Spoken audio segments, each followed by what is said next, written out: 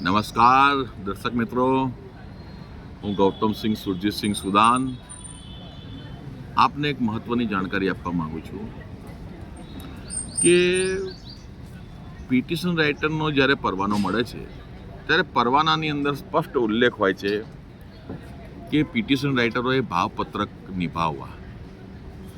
પણ આપણા ખેડા જિલ્લાની એક બહુ મહાનતા છે કે અહીંયા જે મહત્વનો જે પોઈન્ટ છે, મહત્વનો મુદ્દો છે કે પિટિશન રાઇટરોએ ભાવપત્રક નિભાવવા, એ કોઈ પણ વ્યક્તિ કોઈ પણ જગ્યાએ કોઈ પણ પિટિશન રાઇટર એ ભાવપત્રક નિભાવતું નથી. ભાવપત્રકનું બોર્ડ એમના ટેબલે લગાવતા નથી